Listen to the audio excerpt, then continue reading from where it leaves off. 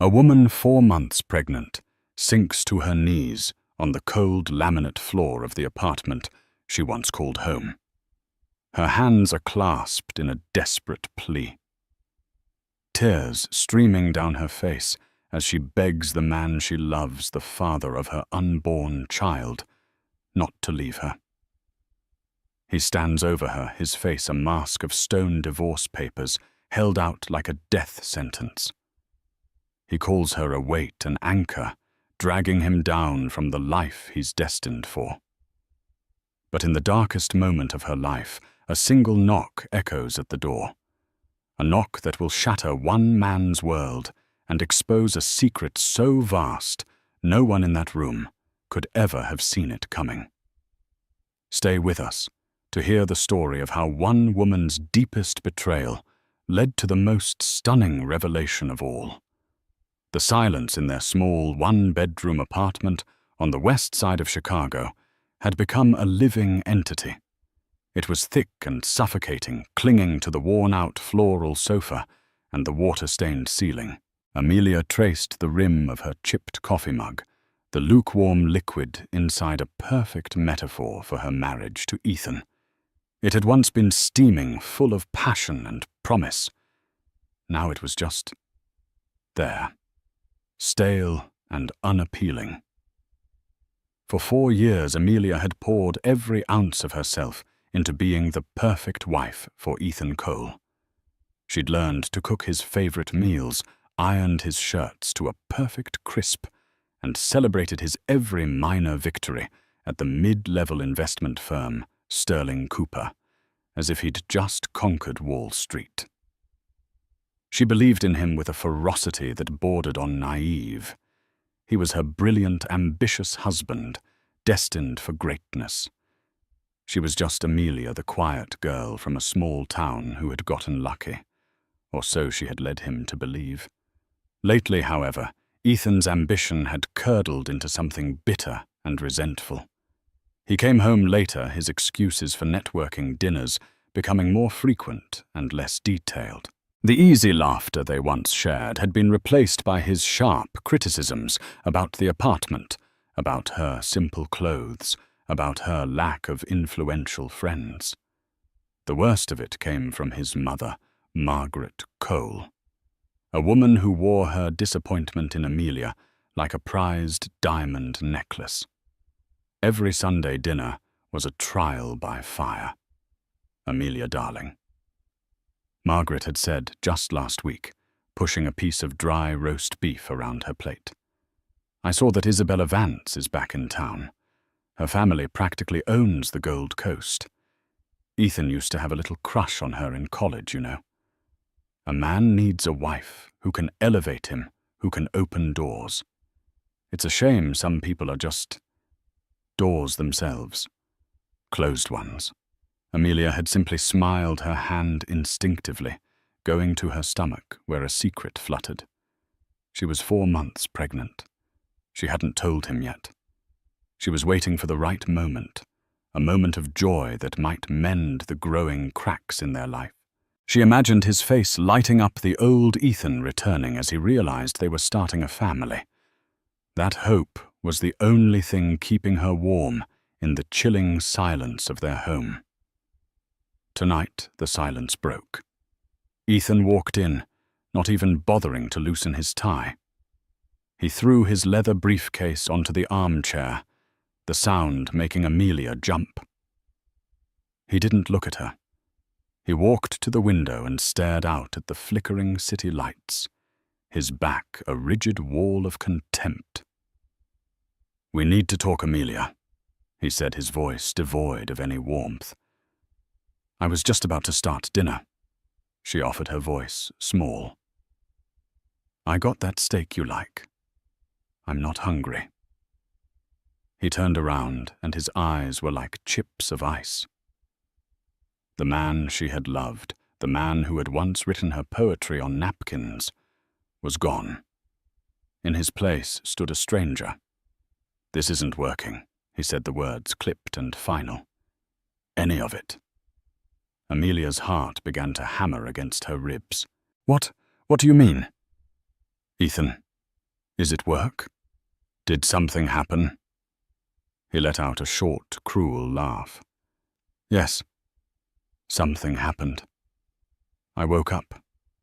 I'm 32 years old, stuck in this shoebox apartment, married to a woman with no connections, no ambition, no value. I'm drowning and you're the anchor tied to my feet.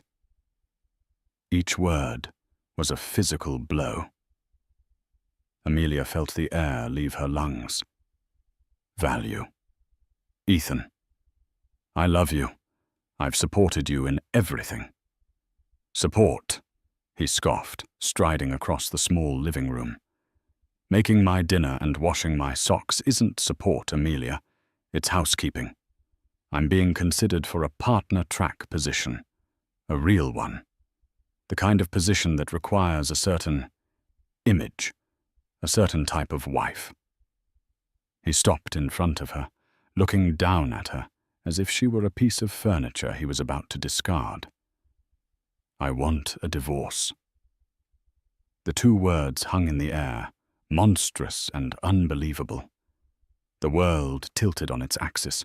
The chipped mug slipped from her fingers, shattering on the floor and splattering coffee across the worn linoleum. But Amelia didn't notice. All she could see was the cold, resolute finality in her husband's eyes. The cracks in their porcelain life had just split wide open, and she was falling into the abyss. No, she whispered, shaking her head in disbelief.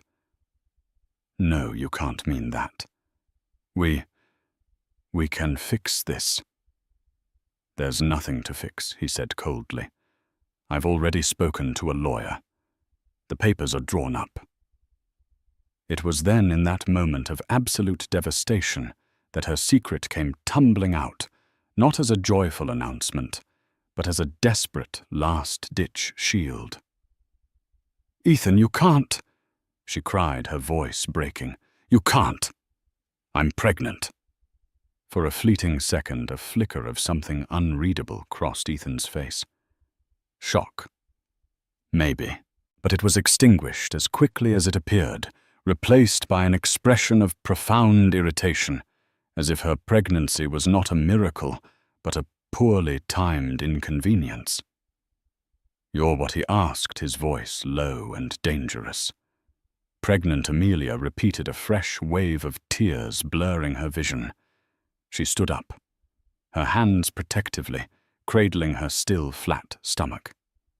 I'm 4 months along. We're going to have a baby, Ethan. A family. Doesn't that change everything?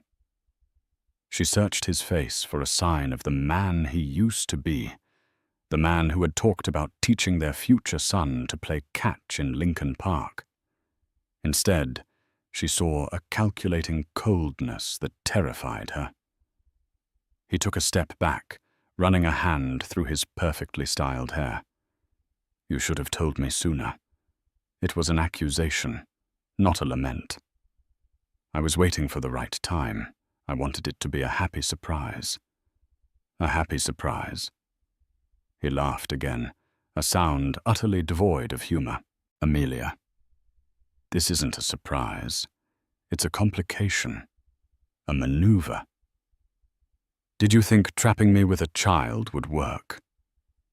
The word trapping struck her like a slap. Trap you, I thought it would make you happy. This is our baby. No, he said, pointing a finger at her. It's your problem now. He turned away, pacing like a caged animal. This changes nothing. In fact, it makes it more urgent. I need to be free of this mess before my career really takes off. The cruelty was breathtaking. Amelia felt a dizzying sense of unreality. This couldn't be the same man who'd held her and whispered promises under the stars on their honeymoon in Tuscany. That man was a ghost, and this stranger wore his face. So that's it, she choked out. You're just going to abandon us. Your child.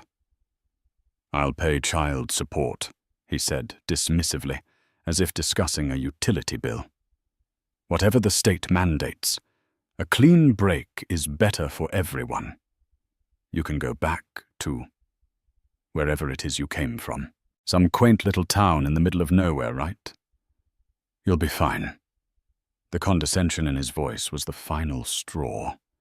The part of her that had been desperately clinging to hope finally shattered.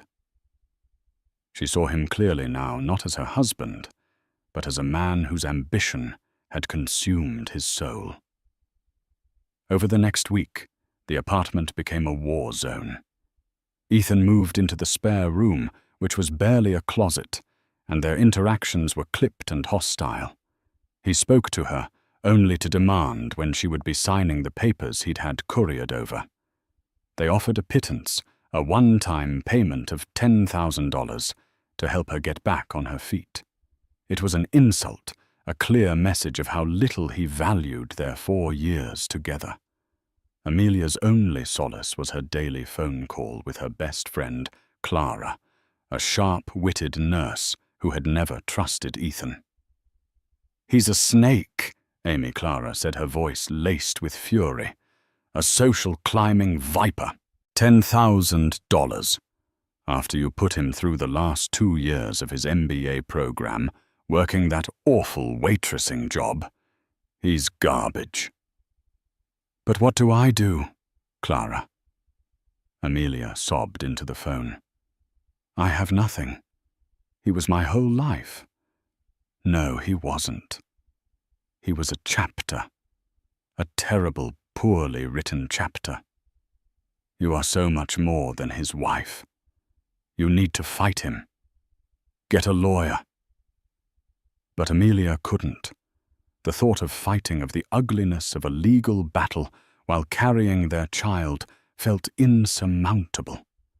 She was exhausted, heartbroken, and terrified.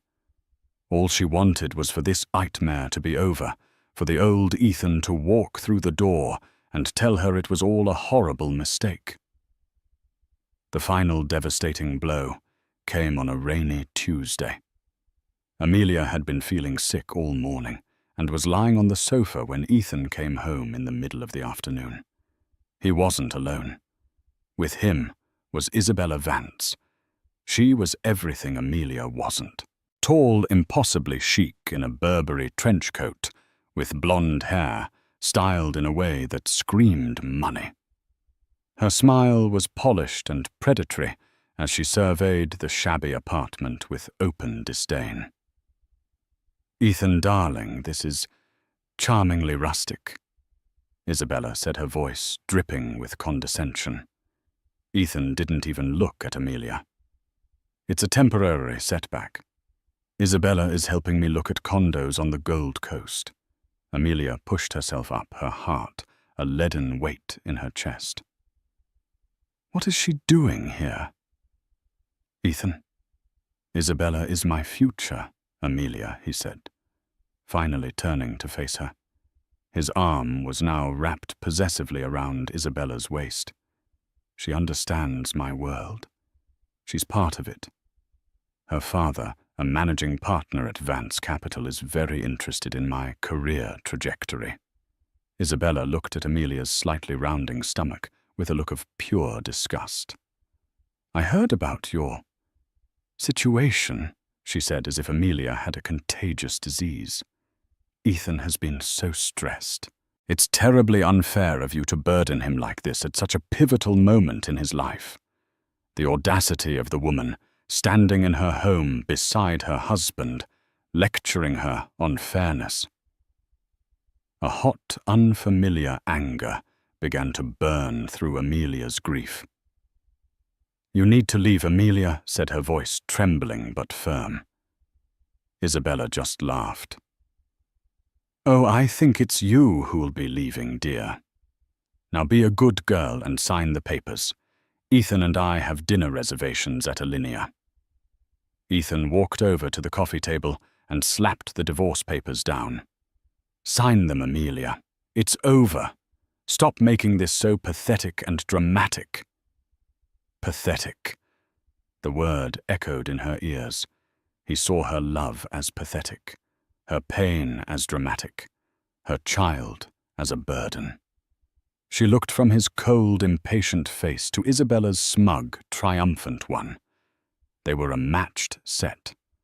Two predators who had just cornered their prey. And in that moment, Amelia knew that begging wouldn't work. Pleading was useless.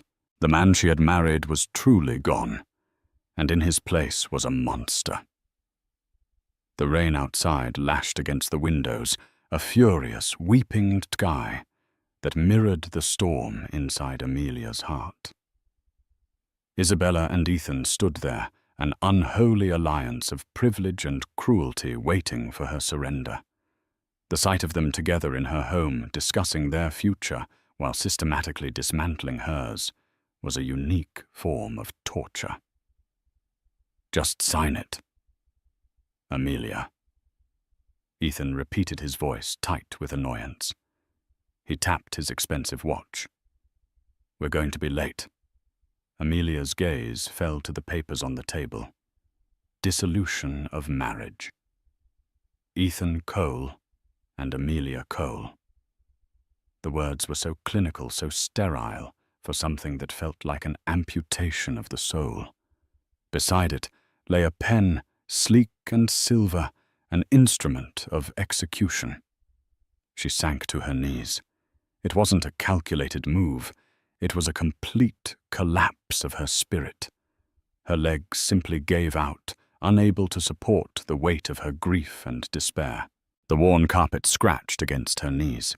She looked up at Ethan, her vision swimming with tears, the last vestiges of her pride crumbling away. "Please," she whispered, the sound raw and broken. "Please, Ethan, don't do this. Think about the baby. Our baby. How can you look at me, at our life together, and just throw it away for her?" Her head gestured weakly toward Isabella, who was now examining her manicure with an air of supreme boredom. Ethan's face hardened into a mask of disgust. "Get up, Amelia. You're embarrassing yourself." "I don't care about embarrassing myself," she cried, her voice rising with hysteria. "I care about my family. The one you're destroying. I gave up everything for you, for us." "And what was that exactly?" Isabella interjected, her voice like ice chips. "This dreary little apartment. A future of clipping coupons. Ethan is destined for more. He needs a partner, not a charity case." The venom in Isabella's words was potent, but it was Ethan's silence, his tacit agreement, that wounded Amelia most deeply. He didn't defend her. He didn't defend their history. He just stood there, letting this other woman eviscerate the life they had built. "Margaret is coming over as well," Ethan added, as if dropping another bomb would somehow expedite the process. "She's bringing a notary. We are finishing this tonight." His mother.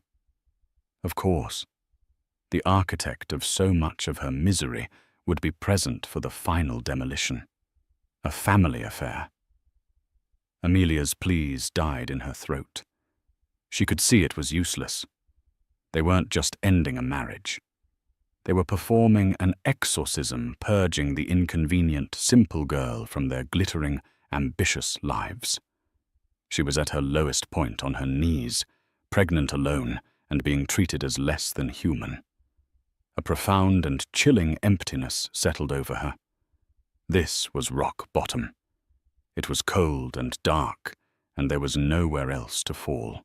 A key turned in the lock, and Margaret Cole swept in, shaking a ridiculously expensive-looking umbrella onto the welcome mat. She was followed by a nervous-looking man in a rumpled suit clutching a briefcase. The notary. Well, well. Margaret said, her eyes taking in the scene with theatrical satisfaction. Amelia on the floor. Ethan and Isabella standing over her like victors. It seems we're at the finale. Amelia, for heaven's sake, get off the floor. You're making a scene. Amelia didn't move. She couldn't. She was paralyzed by the sheer consolidated cruelty of the three people in front of her. "Let's get this over with," Ethan said impatiently, picking up the pen and holding it out to Amelia. "Sign. Now." The notary cleared his throat. "Ma'am, you'll need to sign on the designated line. I can witness—" Amelia stared at the pen. It was the same one she'd given Ethan for their second anniversary. An elegant Waterman pen. He'd said he would use it to sign the most important deals of his life. And here it was. Something inside her, a tiny flickering ember that had been all but extinguished, suddenly glowed with a spark of defiance. It wasn't a roaring flame of anger yet, but a quiet, firm refusal to be utterly annihilated. She had begged. She had pleaded. She had offered her heart, and they had stomped on it with designer shoes. She would not, she decided, give them the satisfaction of signing her own execution order while they watched. Slowly, shakily, she pushed herself to her feet. Her hands were still trembling, but her gaze was steady as she looked at Ethan. "No," she said. The word was quiet, but it resonated in the silent room with the force of a shout. Ethan's jaw tightened. "What did you say I said no? I will not sign these papers tonight. Not like this." Margaret scoffed. "Oh, don't be ridiculous, child. What difference will a day make? You're just delaying the inevitable." Maybe Amelia said, her voice gaining a sliver of strength she didn't know she possessed. "But I will not be bullied into signing away my life by the three of you in my own home. You will all have to leave." Isabella laughed out loud. "How quaint. She's developed a spine." "A little too late, wouldn't you say?" "Darling." She purred at Ethan. "This is still my name on the lease," Amelia Ethan threatened, taking a menacing step closer. "My home. You will sign, or I swear I will make your life a living hell. You will walk away with nothing but the clothes on your back." The threat hung in the air. The notary shuffled his feet nervously. Margaret looked on with a smug smile, confident in her son's power. Amelia felt the terror coiling in her gut again. He could do it. He would. He had no conscience left. She was trapped, utterly and completely trapped. The brief spark of defiance guttered, and the cold de force washed over her once more. She reached a trembling hand toward the pen, her will finally broken. And then a knock echoed at the door. It wasn't a polite tap. It was a loud, authoritative, three-part rap that commanded attention. Everyone froze. They weren't expecting anyone else. "Who the hell is that?" Ethan snapped, annoyed by the interruption. He stomped over to the door and yanked it open. Standing in the hallway was a man who seemed to take up all the available space. He was tall, impeccably dressed, in a dark, tailored suit that probably cost more than their apartment's rent for a year. He had a shock of silver hair, a face carved from granite, and eyes the color of a stormy sea. He radiated an aura of immense power and zero tolerance for nonsense.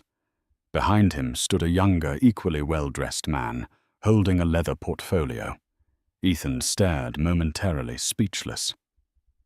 "Can I help you?" he asked, his tone of aggressive annoyance softening into confusion. The man's piercing gaze swept past Ethan, past Margaret and Isabella, and settled on Amelia. His hard expression softened for a fraction of a second, a deep and ancient pain flashing in his eyes. "I'm looking for my daughter," the man said, his voice a low, resonant baritone that filled the small apartment. "Amelia Sinclair." The name dropped into the room like a 10-ton weight. "Sinclair. Ethan's face went blank with confusion. Sinclair. Her name is Cole. Amelia Cole. He glanced back at Amelia as if she could explain the presence of this imposing stranger. Margaret's brow furrowed. The name Sinclair tickled a part of her brain associated with Forbes magazine covers and the financial news network that droned on in the background at her country club. She couldn't quite place it, but it felt significant. Isabella Vance, however, went rigid. Her face, moments ago so smug and condescending, paled to the color of chalk. Her eyes widened in dawning horror. She knew exactly who this man was. Everyone in her world knew. The man ignored Ethan completely. His gaze locked on Amelia. "Are you all right, sweetheart?" he asked, the gravelly voice, now softened with a paternal concern that was so foreign in that room it felt like a different language. Amelia could only nod, tears welling up in her eyes again. But this time they were tears of relief. A dam of unspoken history, of pride and pain and estrangement was breaking inside her. "Dad." She whispered the word, barely audible. The collective gasp in the room was sharp and audible. Ethan whipped his head back and forth between the Titan in the doorway and his weeping, pregnant wife. "Dad, what is he talking about?" "Your father is a retired schoolteacher from Ohio. You told me he died 2 years ago. I lied," Amelia said, her voice shaking but clear. "I lied because I was ashamed. Not of him, of myself. We were estranged. I didn't want his name, his money, or his influence to be a part of our life. I wanted you to love me, Ethan. Just me." The man in the doorway finally turned his cold, analytical gaze upon Ethan. It was like being pinned by an entomologist studying a particularly repulsive insect. "So you're Ethan Cole," he said. It wasn't a question. It was a verdict. The mid-level analyst who thinks he's a kingmaker. He stepped into the apartment, and the room seemed to shrink around him. The man behind him, his lawyer, Mr. Davies, followed silently and closed the door, shutting them all in. You're Arthur Sinclair." Isabella stammered, her voice a squeak. "Of Sinclair Global." Margaret Cole's jaw dropped. Now she remembered. Arthur Sinclair, the legendary reclusive billionaire, a ruthless titan of industry who had built a global empire from nothing. He was spoken of in hushed, reverent tones. His net worth was a figure with at least 10 zeros. He didn't just own companies, he owned entire sectors of the economy. Her son, her ambitious partner-track son, had been married to the daughter of Arthur Sinclair for 4 years, and had been in the process of divorcing her for a paltry $10,000. The sheer catastrophic stupidity of it was so immense, Margaret felt suddenly faint. She stumbled back and sank onto the arm of the sofa. Ethan looked as if he'd been struck by lightning. His face was a grotesque tableau of shock disbelief and a rapidly dawning, sickening realization of the magnitude of his mistake. He looked at Amelia, really looked at her for the first time in months. Not as his simple, burdensome wife, but as the hidden heiress to a fortune beyond his wildest dreams. The woman he had just called a weight and an anchor. Arthur Sinclair's eyes swept over the cramped apartment, taking in the worn furniture, the shattered mug on the floor, and the divorce papers on the coffee table. His expression grew darker with every detail. "It seems I've arrived at an opportune moment," he said, his voice dangerously calm. He walked over to the coffee table and picked up the papers. He scanned the settlement page, his lip curling in utter contempt. $10,000, he said the words dripping with ice. You're divorcing my pregnant daughter, and you value her, and by extension, my grandchild, at $10,000. He tore the papers in half, then in quarters, the sound of ripping paper like gunshots in the silent room. He let the pieces flutter to the floor, like confetti at a funeral. The divorce is off the table, he announced. Or more accurately, we will be proceeding with a divorce, but on our terms. Mr. Davies. The lawyer stepped forward and opened his leather portfolio. Mr. Cole. He began, his tone crisp and professional pursuant to Illinois state law, given the duration of the marriage and the circumstances you have manufactured. Mrs. Cole, or rather Ms. Sinclair, is entitled to 50% of all marital assets. Furthermore, given the emotional distress and the bad faith you have exhibited, we will be petitioning for significantly more. Ethan finally found his voice, a strangled, desperate sound. Wait, Amelia. Honey, this is all a misunderstanding. I was stressed. I didn't mean any of it. He rushed to Amelia's side, trying to take her hand, but she flinched away from him as if his touch were poison. Don't you dare touch her, Arthur. Sinclair snarled, taking a protective step in front of Amelia. His powerful presence was a shield she had forgotten she had. Mr. Sinclair. Sir. Ethan babbled, turning his attention to the man who held his entire world in his hands. I love your daughter. I really do. I made a terrible mistake. We can work this out. I can make her happy. Arthur Sinclair looked at Ethan with an expression of such profound loathing, it seemed to suck the warmth from the room. You had 4 years to make her happy, he said quietly. Instead, you broke her heart.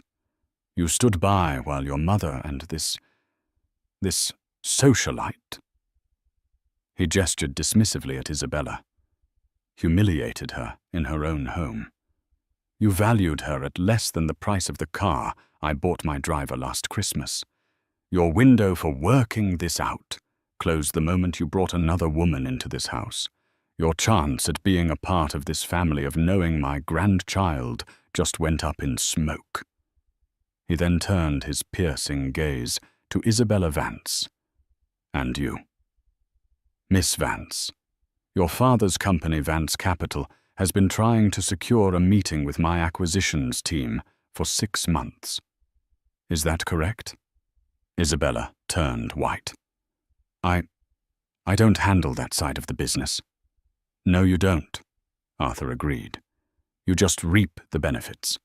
Consider that meeting and any future possibility of a capital infusion from Sinclair Global permanently cancelled. Tell your father that trying to use my future son-in-law to get to me was a poor strategy. Trying to replace my daughter was a fatal one.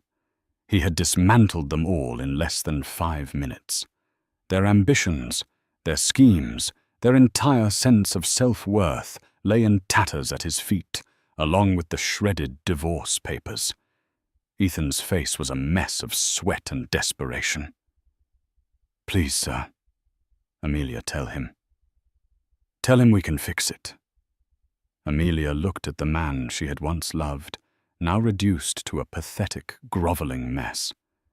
The love was gone, replaced by a cold, clear-eyed pity. The man she married had never truly existed. He was just an illusion she had desperately wanted to believe in. The real Ethan was this creature before her, a man who loved only money and status. She took a deep breath, stood tall, and looked her father in the eye. Dad, she said, her voice steady and strong. I want the divorce. Amelia's words hung in the air, clear and resolute.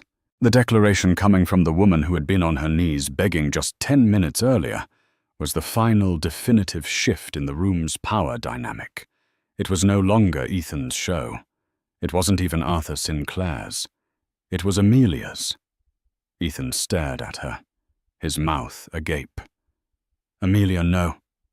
Baby, you don't mean that. You're emotional. You're pregnant. You can't make a decision like this right now." His tone was pleading, condescending, and desperate all at once. He was trying to reclaim his old role as the rational husband managing his overly emotional wife. But that woman was gone. "I have never been more certain of anything in my life," Amelia replied, her voice cold. She met his gaze without flinching. "You showed me exactly who you are, Ethan. I believe you." Arthur Sinclair placed a gentle, reassuring hand on his daughter's shoulder. "The decision is hers," he said, his voice a low rumble of finality directed at Ethan, "and my organization will provide the means to execute it. Mr. Davies, perhaps you could enlighten Mr. Cole on what his immediate future looks like."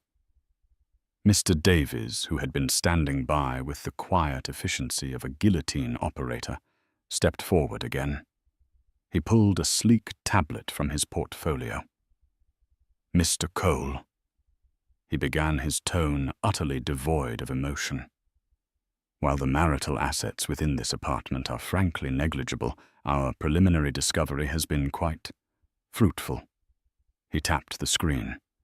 "You were recently given a promotion to senior analyst at Sterling Cooper, correct? It came with a significant pay rise and a performance bonus you were anticipating at the end of the fiscal year." Ethan nodded dumbly, a flicker of hope in his eyes. Maybe he could argue his earning potential, use it as leverage. "Yes. I'm on the partner track. My prospects are excellent." Arthur Sinclair let out a dry, mirthless chuckle. "Prospects? Son, you don't have prospects. You have a benefactor," Mr. Davies continued seamlessly. "Sinclair Global, through one of its subsidiary holding companies, acquired a 48% controlling interest in Sterling Cooper 8 months ago. The acquisition was kept quiet for market stabilization purposes. Ethan's blood ran cold. He had no idea. No one at the firm did. "Your performance reviews over the last 3 years have been average at best." Mr. Davies went on swiping through screens of data. "Your superiors noted a lack of innovative thinking and an over-reliance on social maneuvering rather than substantive work. However, 6 months ago, a directive came down from the new board to identify and foster potential. Your name was put on a special list. You were given the best accounts, your mistakes were quietly covered, and your successes were magnified. Your promotion wasn't earned, Mr. Cole. It was curated." Ethan's face was ashen. "Curated by who? Why?" Arthur Sinclair answered, his voice laced with venom. "By me. When Amelia told me she was in love with some ambitious young man, I did my due diligence. I saw a man of mediocre talent with an outsized ego. My daughter, however, believed in you. She asked me to stay away to let her live her own life, and I respected that. But I am not a fool. I don't leave my daughter's happiness to chance." He took a step closer to Ethan, his immense presence making Ethan flinch. "So I created a test. I bought your company. I paved a golden road for you, removing every obstacle. I wanted to see what kind of man you would become when you thought you were succeeding on your own merit. Would you become a grateful, loving husband to the woman who believed in you from the start? Or would you reveal yourself to be the worthless, social-climbing parasite I suspected you were?" He paused, letting the weight of his words sink in. "You have answered my question most definitively. Margaret Cole made a small, strangled sound. Her son, her brilliant boy, wasn't a rising star. He was a lab rat in a billionaire's experiment. Mr. Davies delivered the coup de grace. As of 9:30 a.m. tomorrow morning, Sterling Cooper will be undergoing a corporate restructuring. Your position is being eliminated. The performance bonus is of course rescinded. And as you signed a 5-year lease on your new BMW, based on your projected income and used company credit for several non-business-related expenditures. He glanced pointedly at Isabella. I project you will be in a significant amount of personal debt within 60 days. Ethan staggered backward, physically reeling from the information.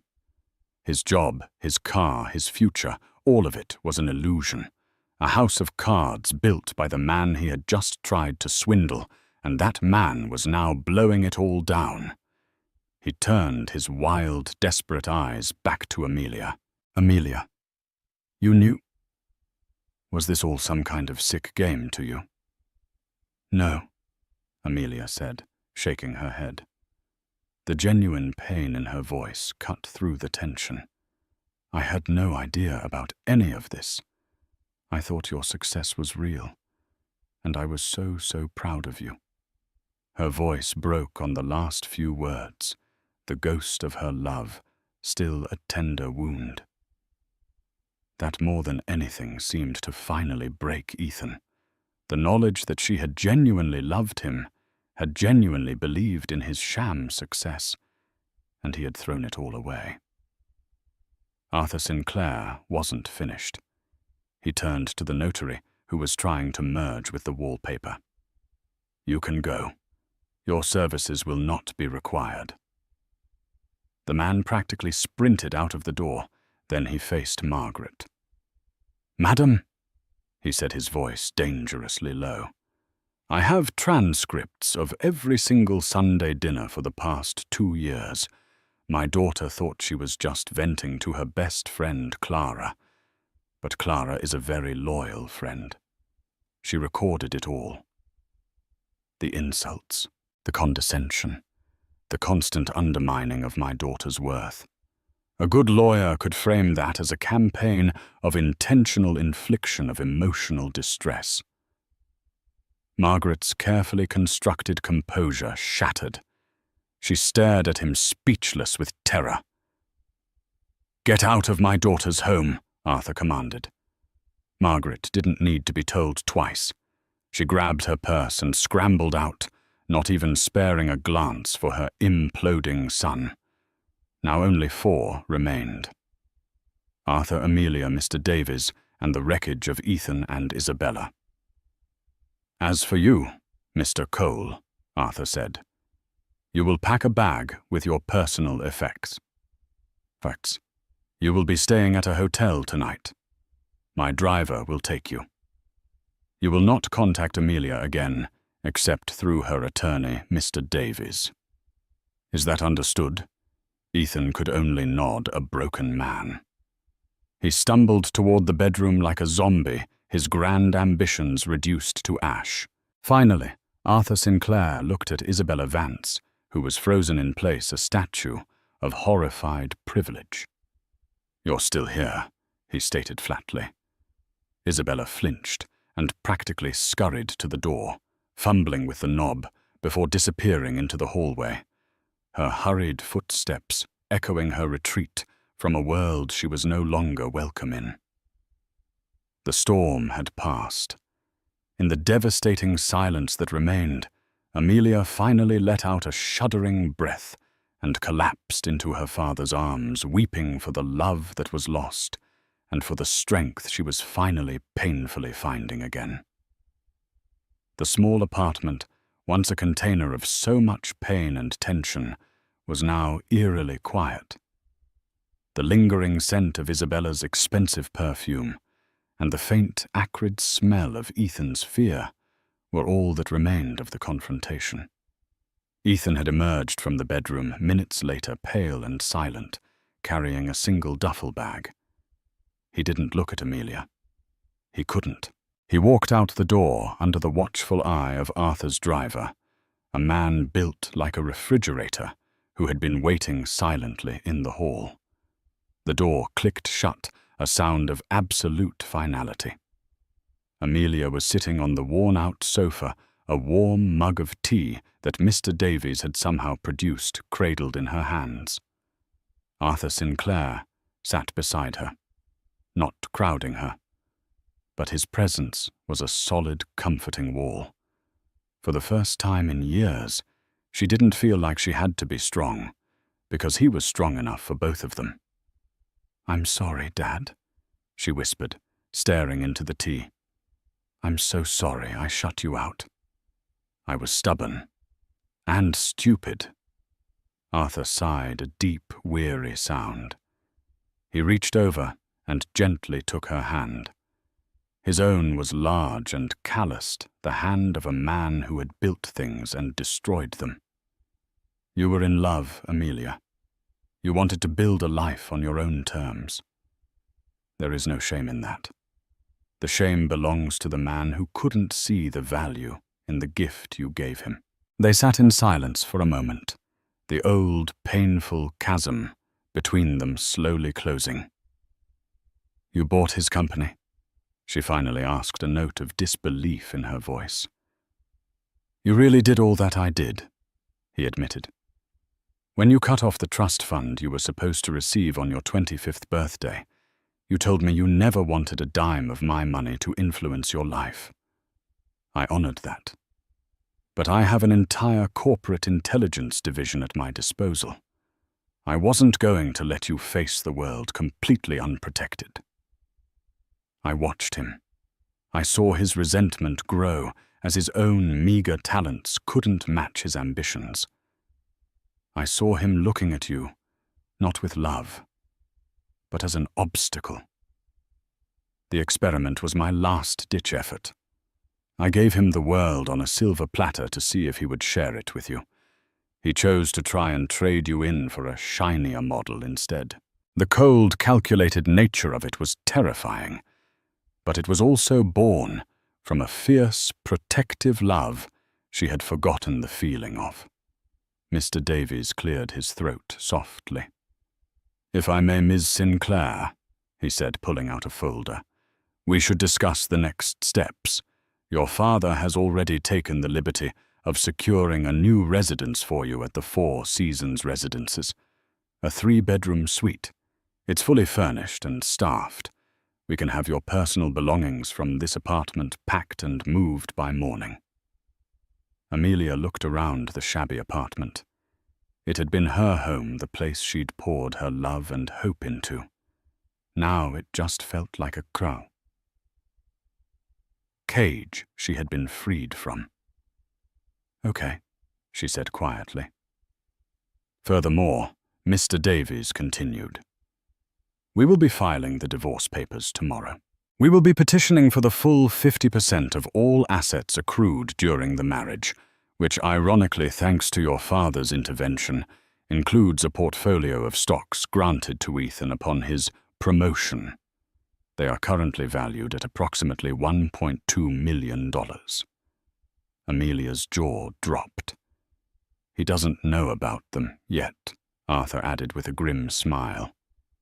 "They were scheduled to be transferred to his personal account next Monday, a little bonus for his hard work. Now they're a marital asset. Your half will be a nice start for you and the baby." The sheer strategic brilliance was staggering. Ethan had been playing checkers while her father was playing multi-dimensional chess across continents. "We will also establish a trust for the child," Mr. Davies said, "and we will be filing for sole legal and physical custody, citing Mr. Cole's emotional abandonment and moral turpitude. We will not be seeking child support. We will in fact be including a restraining order, preventing him from coming within 500 feet of you or the child." "He won't fight it," Arthur said confidently. "By the time Mr. Davies is done with him, Ethan Cole will be so buried in debt and legal trouble he will sign anything we put in front of him just to make it all go away. He will vanish from your life, Amelia. I promise you that. It was everything she should have wanted. A clean break. Financial security. Justice. But looking at her father, at the ruthless efficiency of his power, she understood for the first time why she had run from it all those years ago. It was overwhelming. "Dad," she said, her voice small. "Thank you. But I need to do this my way, too. I don't want to be a passenger in my own life anymore. I need to be the one driving." Arthur looked at her, his stormy eyes searching her face. He saw not the broken girl on the floor, but a woman forged in betrayal, now tempered with a new hard-won strength. He saw his own Sinclair resilience staring back at him. He nodded slowly. "All right, Amelia. You're the boss. What do you want to do?" "I want that half of the stock portfolio," she said, a new firmness in her voice. "Not because I want the money, but because he worked for it, thinking it was his ticket away from me. There's a poetry in that. I want sole custody, and I want the restraining order. But I want to write him a letter. One final letter. And I want Mr. Davies to deliver it when he signs the final papers." Mr. Davies raised an eyebrow. "A letter, Miss Sinclair?" "Yes," she said. "Some things can't be said by lawyers. Some things you have to say for yourself." Arthur Sinclair looked at his daughter, and a rare, genuine smile touched his lips. "Whatever you want, sweetheart," he said. "Consider it done."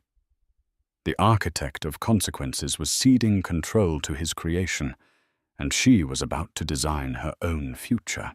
3 months later, Amelia Sinclair stood on the balcony of her new home, looking out over the sprawling vista of Millennium Park.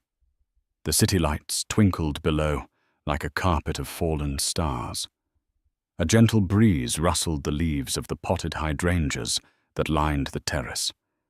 It was a world away from the cramped, stifling apartment with the water-stained ceiling. Her pregnancy was more pronounced now, a gentle, swelling curve that she cradled with a sense of peaceful ownership. This child was hers, her future, her strength. The past few months had been a whirlwind of transformation. She had moved into the suite at the Four Seasons, a place of quiet luxury and impeccable service. She'd had her first meeting with the board of the charitable foundation her mother had started before she passed away, a foundation Amelia had never felt qualified to be a part of. She found to her surprise that she had ideas. Good ones. She had her father's strategic mind, tempered with a compassion that was all her own. She and her father were rebuilding their relationship piece by painful, honest piece. They had dinner twice a week. They talked about her mother. They talked about the years of silence. He was learning to be a father, not just a protector. And she was learning to accept his help without sacrificing her independence. The divorce had been finalized a week ago. As promised, Ethan had put up no fight. Mr. Davies had presented him with a mountain of his own financial malfeasance and the stark choice between a quiet, quick dissolution or a loud, protracted, and public annihilation. He chose quiet. He signed the papers in Mr. Davies's sterile downtown office. After he had signed the last page, relinquishing his parental rights and agreeing to the restraining order, Mr. Davies slid a single sealed envelope across the mahogany table. Amelia's letter. Ethan had opened it with trembling fingers. His face was gaunt, his expensive suit replaced by a cheap, ill-fitting one. He had lost weight, and his eyes were shadowed with the sleeplessness of a man haunted by his own colossal failures. The letter wasn't angry. It wasn't hateful. It was simple and direct. Ethan, I am writing this not to hurt you, but to tell you the truth. I once loved a version of you that I thought existed, a man who was kind and brilliant, and who was going to build a life with me. I see now that the man I loved was a reflection of my own hope, not a reflection of you. You didn't just break my heart. You showed me that it was placed in the wrong hands to begin with. You craved a world of wealth and power, but you had no idea what to do with the real treasure you already held. You traded a diamond for a handful of glitter, and you will spend the rest of your life realizing it was just dust. I am not writing this as a victim. I am writing this as the mother of a child you will never know. A child who will be raised with love, integrity, and the understanding that a person's worth is not measured by their connections or their bank account, but by the content of their character. By that measure, you are the poorest man I have ever known. I forgive you. Not for you, but for me. I release the anger and the pain, and I am letting you go completely. I wish you nothing, because you have become nothing to me. Amelia. According to Mr. Davies, Ethan had read the letter, folded it carefully, and walked out of the office without a word. He had been rendered irrelevant, a footnote in her story. Isabella Vance had moved on her family's company, eventually absorbed by a competitor for pennies on the dollar after Sinclair Global blacklisted them. She and Ethan were just two ghosts haunting the memory of a life that never was. Amelia took a deep breath of the cool night air. She wasn't that begging, broken woman on the floor anymore. The betrayal that was meant to destroy her had in fact been her salvation. It had forced her to her knees, but it had also forced her to look up to call for help, and to finally stand on her own 2 feet. Her father came out onto the balcony, holding 2 glasses of sparkling cider.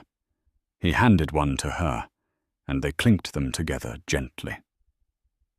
To new beginnings, Arthur said, his voice soft. To new beginnings, Amelia agreed, a genuine smile gracing her lips. She wasn't just Amelia Cole, the discarded wife. She wasn't just Amelia Sinclair, the billionaire's daughter. She was Amelia, a mother-to-be, a philanthropist, a survivor. And for the first time in a very long time, she felt completely, unshakably whole. The view from up here was breathtaking, and she knew with every fiber of her being that this was just the beginning. Amelia's story is a powerful reminder that our lowest moments do not have to define us. The betrayal that brought her to her knees was the very thing that reconnected her with her family, and most importantly, with her own incredible strength. She transformed from a woman who felt she had no value into a woman who understood her immense worth had nothing to do with money or a man. Her journey teaches us that sometimes the most painful endings are just doorways to beautiful new beginnings, and true power lies in choosing to stand up not for revenge, but for yourself and the future you deserve. Have you or someone you know ever faced a betrayal that ultimately made you stronger? What does it mean to truly know your own worth? Share your thoughts and stories in the comments below. We read every one.